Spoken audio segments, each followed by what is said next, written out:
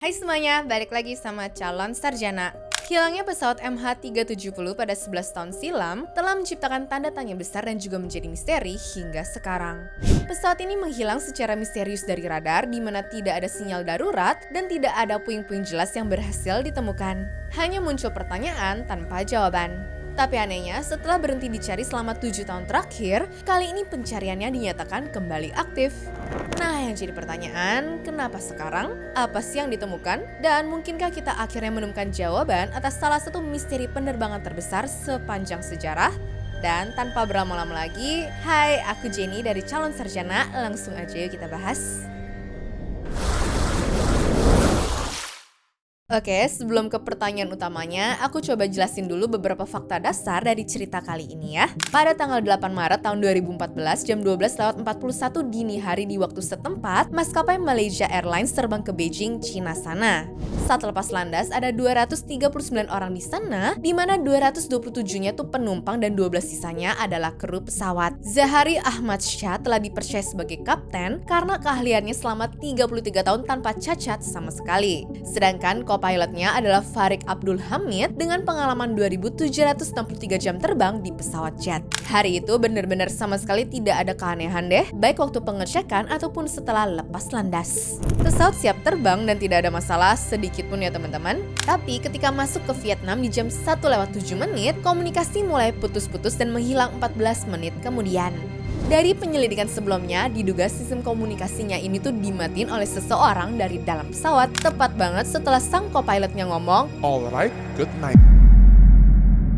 3 menit kemudian atau pukul 1:22, pesawat MH370 ini menghilang dari radar pengendali lalu lintas udara sipil. Namun, radar militer masih dapat melacak pesawat tersebut ketika mereka berbelok tajam dari jalur penerbangan aslinya ke arah barat dengan melintasi semenanjung Malaya sebelum akhirnya benar-benar menghilang dari jangkauan radar militer pada pukul 2:22 di atas Laut Andaman. Kejadian ini menurut aku sangat mencurigakan sih, terutama gara-gara lokasinya. Belokan tajam itu terjadi tepat setelah pesawat diserahkan kepada pengawas lalu lintas udara Vietnam yang kemudian tidak pernah dihubungi lagi. Belokan ini juga membuat pesawatnya menghindari zona identifikasi pertahanan udara atau ADIS-nya Thailand, yang berarti jika pesawatnya tuh masuk zona itu tanpa rencana penerbangan yang valid, otomatis akan menarik perhatian militernya Thailand. Namun dengan belokan itu, pesawat menghindari ADIS ini dan mungkin dianggap sebagai pesawat biasa yang berbelok kembali ke bandara keberangkatan. Padahal nih, kalau sesuai jadwal, sekitar jam 1:30 itu harusnya pesawat ini bakal melapor ke menara pengawas yang ada di Vietnam loh.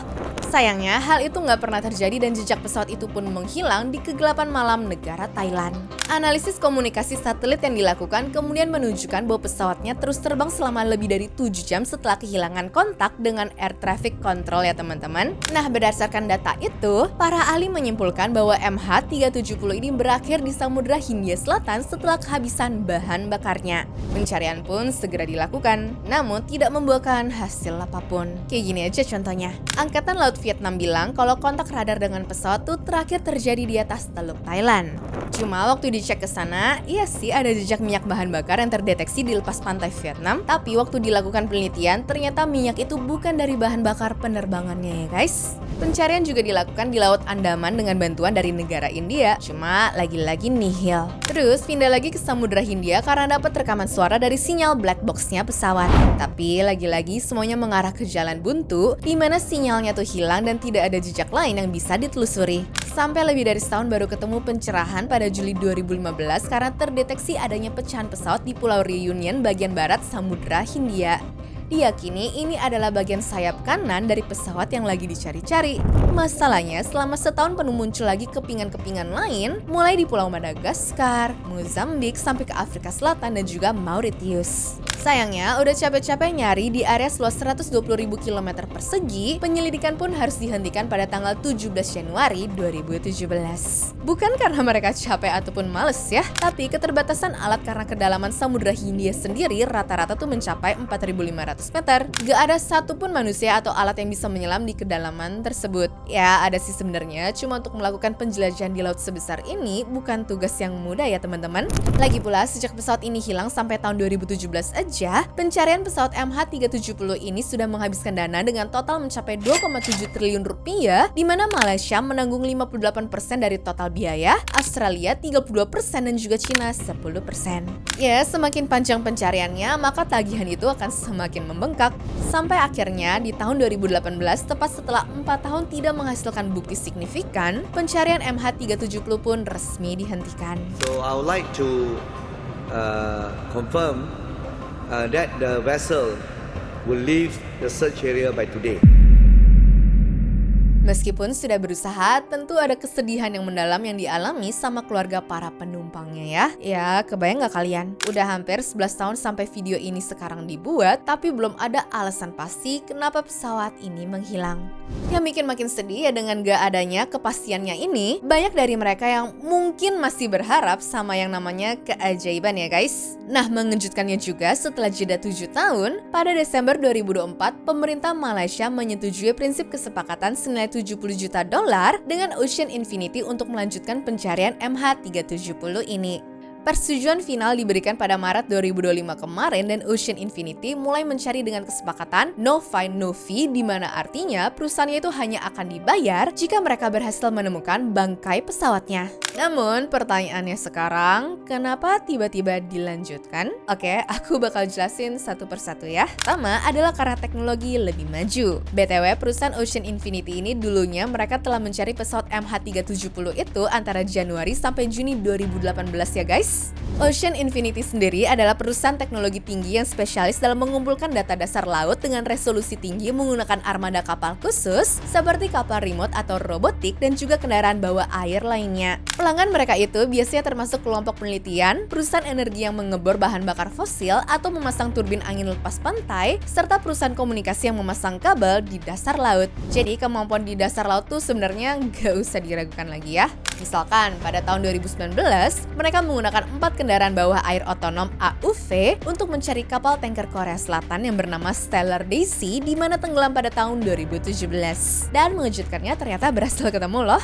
Nah, salah satu kelebihan Ocean Infinity ini adalah kecepatan pencarian mereka. Dengan menggunakan beberapa kendaraan kecil secara bersamaan, mereka dapat memetakan dasar laut dalam waktu yang relatif singkat. Pada tahun 2018 ketika Ocean Infinity mencari MH370, mereka awalnya direncanakan untuk mencakup area seluas 25.000 km persegi teman-teman. Namun pada akhirnya berhasil mencakup lebih dari 112.000 km persegi dalam waktu hanya 3 bulan. Ini adalah prestasi yang luar biasa karena area tersebut hampir sama dengan yang dicakup oleh pencarian pertama yang berlangsung selama 2,5 tahun. Nah, sejak itu juga Ocean Infinity terus memperluas dan juga meningkatkan sumber dayanya yang menjadi alasan kuat untuk memulai pencarian kembali.